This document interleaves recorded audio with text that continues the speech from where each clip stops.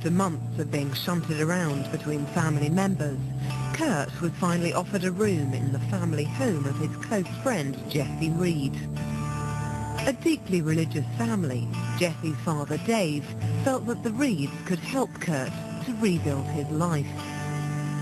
Jesse Reed's dad was a Vietnam vet, okay, and they went to our church when I was young, the Reeds did, and they lived out in the country, and Kurt lived there, and Kurt hated everybody there but Jesse. Right. I think at one time, Jesse's dad forced Kurt to go to a Christian church, and Kurt really resented that and hated him for it. Right. And Jesse's dad used to be in a 60s Beach Boys clone band called the Beachcombers that still plays like the casino circuit around here. I think it was almost like a Christian camp out at their house where they were locked in. But I remember that he was a brutal. Jesse's dad had his only single he'd ever put out on vinyl, and there was one more left, and Kurt smashed it in rage one night. And Mike said that Jesse was crying and all scared that his dad was going to find out that Kurt smashed his only 7-inch from his high school days.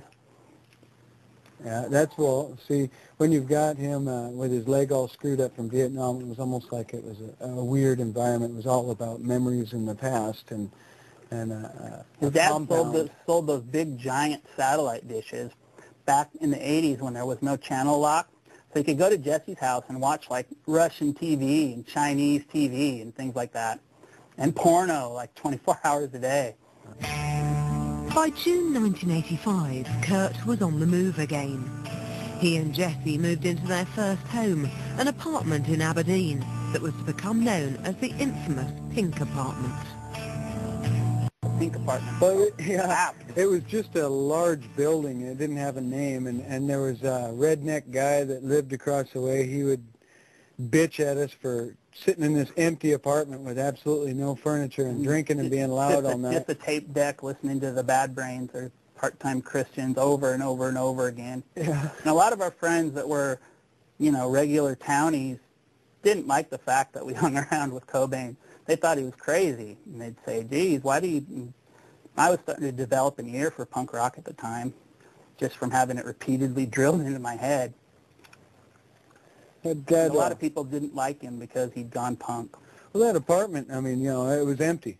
We wrote, remember the lyrics, my apartment is real bare, tape player and a chair. That was from Spam. Refrigerators, dry and fucked, can of process, meat product. Yeah. Yeah. We made a sing-along tape one night, remember? Yeah, we were real drunk, and we wrote a lot of lyrics, and we beat on pots and pans. He did have pots and pans, but he didn't have any furniture.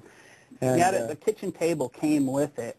Oh, yeah. And him and Jesse just slept in sleeping bags. We were trying to act like we had this little subculture punk scene in Aberdeen, but it wasn't really very much of...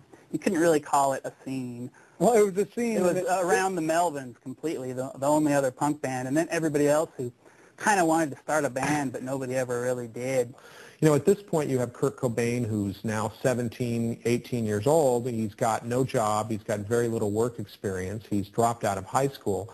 There really were not a lot of options. Remember, the unemployment rate in Aberdeen was about 15% at that point, even for people who had skills and who graduated high school. So there were not many places for him to turn. When we look at him turning towards music and rock and roll, it's not like it was a career choice. It was like, what else could he do?